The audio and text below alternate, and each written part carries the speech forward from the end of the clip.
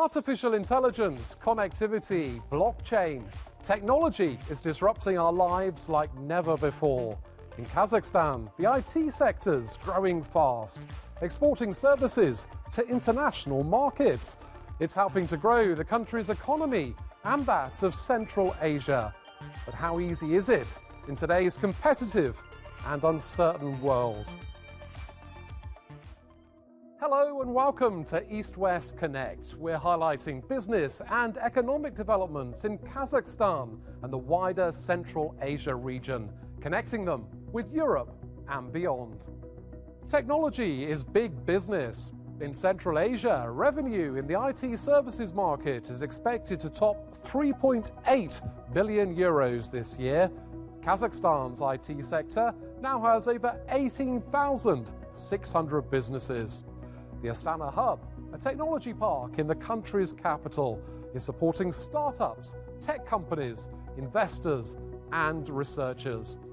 Opening in 2018, it's attracted more than 1,500 companies so far and created over 28,000 jobs. Total business revenue has exceeded 1.9 billion euros, with more than half coming from exports in the past 5 years. Artificial intelligence is one of the big areas of business. Take a look at this.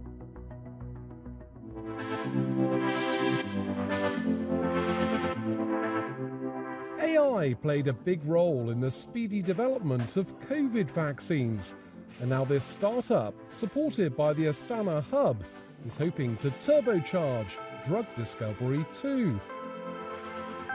Deploying generative AI, it's come up with software that produces sequences of nanobodies, small antibody fragments, for pharmaceutical research.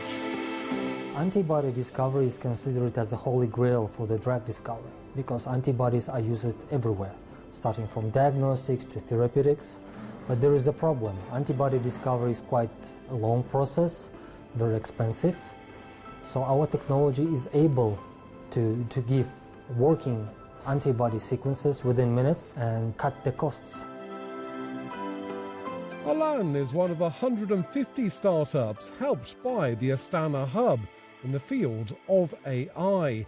Other businesses are working in the likes of fintech, blockchain and game development. A growing ecosystem fueled by incubation, acceleration and startup support. We are offering tax incentives, so even international companies can move their operations to Kazakhstan. They can also become the members of Astana Hub. For example, out of 1,500 IT companies that are our members, 400 have some kind of foreign presence. Arlan Biotech has international ambitions of its own. With a base in the US too, it's eyeing global markets and hopes to get its product out there within a year.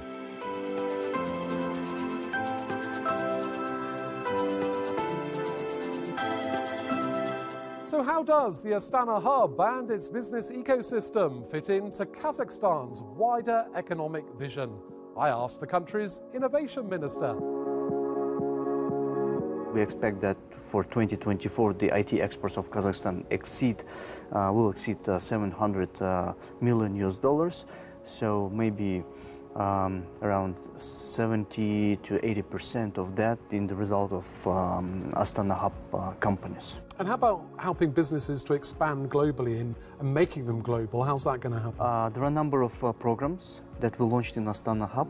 First of all, by bringing them from developed markets like Silicon Valley. There are programs like Google for Startups. Astana Hub is an exclusive partner of Google for this acceleration program in Central Asia, Azerbaijan and Mongolia. Plus, there are our homegrown acceleration programs like AIpreneurs, where the individual comes and form the groups and then the new startups appear. So these kind of programs, they teach and educate the entrepreneurs and startups. And when we talk about those IT exports and going to global markets, where are we talking in the world? Europe? Yeah. Everywhere else as well? Frankly speaking, right now the residents of Astana Hub, they're exporting to almost 90 countries.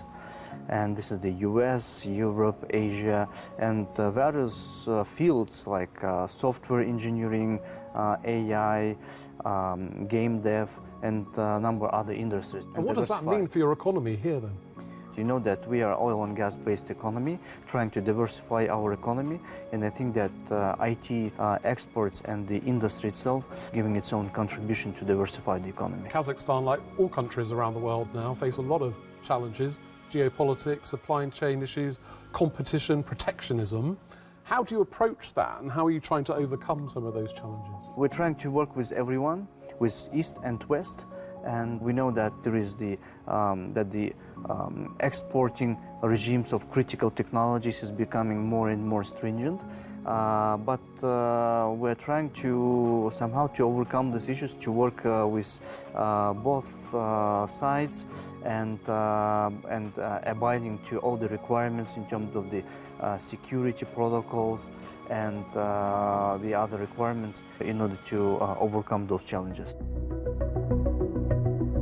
The Astana Hub recently ran a competition for startups, with finalists receiving seed funding. Among them, Ads IQ, an AI-based system for public transport displays; Green Cars, which is developing electric vehicle infrastructure; and Autism Spectrum, an app to help diagnose and support children with autism. I caught up with the founder of Autism Spectrum to hear about their startup journey. First, this was just a research project. We wanted to clarify and get to know about the information on autism, not only in Kazakhstan, but overall in post-Soviet Union countries. And through this research, we realized that there is a high demand for services in this field of medicine. That's why we figured out that maybe we should do something and create a service that would help people to get the diagnosis. We mentioned that you were a finalist in this competition run by the Astana Hub. Yeah. What did that bring for your company, and how important has that been for you? Astana Hub helped us a lot in terms of finding the financial help and making this app available soon in all of the platforms for the vast audience. But so far, we, through the Astana Hub, also tested our app in terms of free hospitals and got the feedback and understood the demands and some specific needs in these fields. Do you have aspirations to get into the European international markets as well? Yeah, the app will be available in spring, and our major goal here is to make it available to a vast audience. That's all we have time for in this edition of East West Connect, but you can get more business news on our website, euronews.com. From all the team here, thanks for watching, and bye for now.